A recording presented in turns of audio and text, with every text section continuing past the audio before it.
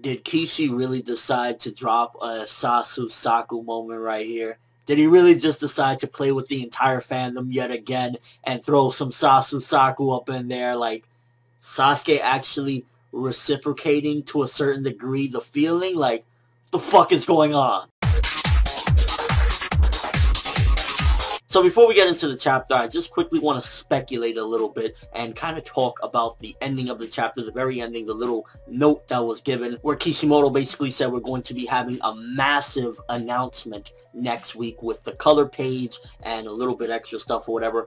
But regarding that announcement, I'm curious as to what it could be about, what would be the big announcement. The only thing that comes to mind is either A, it has something to do with the Naruto Shippuden movie that was announced like, I believe like a year or two ago. They announced that in 2014 there would be a film, and we still haven't got any word of it, so that might be the big announcement. Only other thing I could think of is, and this is the worst case scenario, like, oh man, only 10 more chapters and the manga's wrapping up, which in that case I'd be like, no!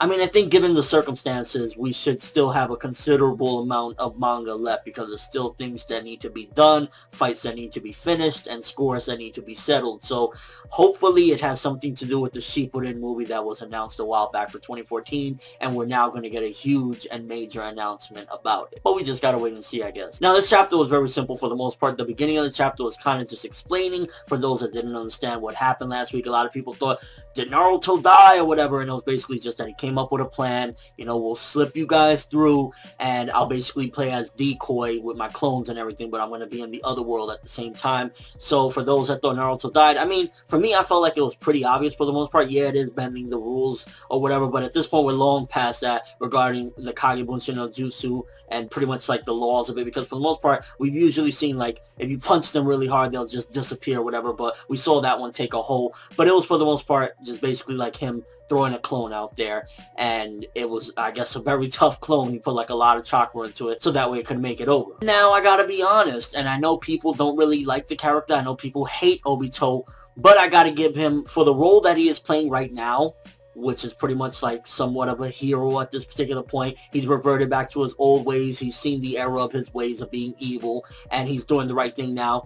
I gotta give him props for actually what he did in this chapter. His eye is fucking bleeding because the amount of distance within the dimensions is so bad that he's straining his eye to the point that it's bleeding. So that really gotta make you question as well. Kaguya Otsutsuki, just how fucking strong is she? Even Obito's like, this is killing me, and she's slipping through it like it's nothing. So either she has a very special technique, or this woman, the amount of chakra that she has is just unimaginable. Like, probably everybody combined on this battlefield has 0.001% of the chakra that she has. Since she has so much chakra, this is probably nothing to her, and that's the only thing I could come up with. Either that, or this woman is just out of this world godly. Like, there's no scale to her power. If she can practically hop through dimensions and Obito's there like bleeding there in agony, then yeah, there's something very special about this woman. So getting a little bit more of good points, I guess you could say, for Obito was something that this chapter did. I mean, he was struggling all out trying to find Sasuke,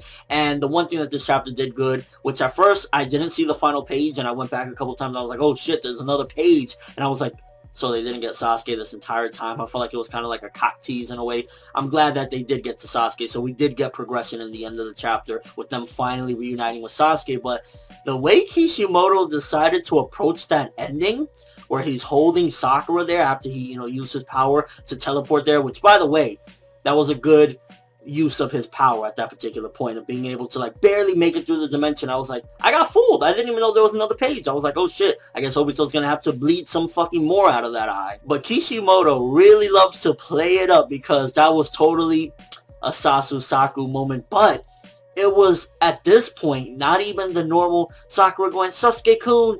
It was really Sasuke kind of holding her, and like, I was like, who is this guy? What have you done with Sasuke? Since when? Hopefully this doesn't follow by like 10 million chapters of him not even mentioning it or nobody even regarding that this happened. And this chapter did give some battle damage as well to Sakura. She even had to, you know, rip off that damn coat because she was getting acid on her. Obito's eyes are bleeding, even though, yet again, I will state it, I think Obito should have been dead a long time ago, but let's roll with the punches. And ultimately, again, it was an alright chapter. I felt for the most part it did some progression with the Sasuke situation. They finally got Sasuke, and it kind of showed that it was a team effort indeed. Naruto showing up for that split second, you know, was enough for Sasuke to sense his chakra, because I don't think he could really sense like Sakura and Obito, since their chakra isn't that immense and that powerful, and also he doesn't have the same bond like he has with Naruto, because Naruto has, you know, Sage of Six Paths power similar to him. So that was the only way he was able to get to that particular point, and then bam, they could connect. So overall, it was a fine chapter yet again. I felt like the progression gave it enough to where it was like, it was alright, it was pretty good for the most part, nothing too spectacular. And again, it was just them getting Sasuke after him kind of being thrown away for a while, and getting that SasuSaku moment, which was very unexpected, and for the most part, it made me think like, wow, maybe Sasuke finally is turning around. And at this point, the funny thing is, with Sakura's character, I honestly wouldn't be surprised if she would value this one time where he jumped through and everything and grabbed her when she was about to fall more valuable than all the times that Naruto saved her. She's probably there like, oh, this is the most amazing save ever. Meanwhile, Naruto saved her ass a million times. I really hope she doesn't do that shit or pull that shit and just kind of start like, yeah, Sasuke saved me. I'll be like, are you fucking kidding me? So overall, fine chapter. I'm going to give this one a 6.5 out of 10. I'm glad that we got some progression in the end. SasuSaku moment kind of threw me off, but cool. And Obito, for the most part, showing that at this particular point, he's going all out. He should have been dead a long time ago, but he's giving it all he's got to the point where fucking blood is pouring out of his eyes. Although I did feel as though the beginning of the chapter definitely felt like they were doing a little bit too much of the explanation and kind of flashback. It was almost as if we were getting an in-depth recap of what happened last week. We could have done without that, or that could have been condensed down to like maybe one page real quick or something like that, because for the most part, I kind of got the gist of it. You know, they had a plan, they had a strategy. Naruto threw a clone in there, bada bing, bada boom, bada bam, Kaguya. But let me know what you guys think. First of all, the SasuSaku moment. I gotta keep talking about it because it was there.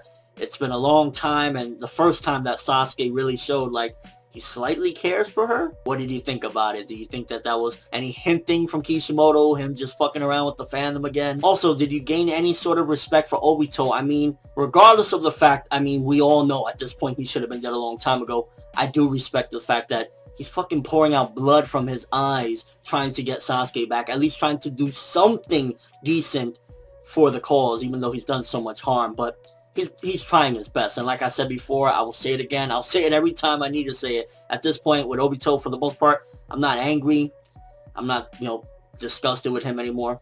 I just feel sorry for him, and not even in the I feel sorry for you, you're so pathetic. I just feel really bad for him. And just overall thoughts of the chapter, nothing too spectacular, just progression to getting Sasuke back with a little things along the way. Bit too much recap in the beginning, but overall, it was fine. But that's all I have for this review. Thanks for watching. Hope you enjoyed. If you liked anything I had to say or enjoyed the video, drop me a like. I'd greatly appreciate it. And if you haven't subscribed, you can do so as well. That'd be awesome. I'm ForneverWorld, and as always, people, have an awesome day. That SasuSaku moment, though.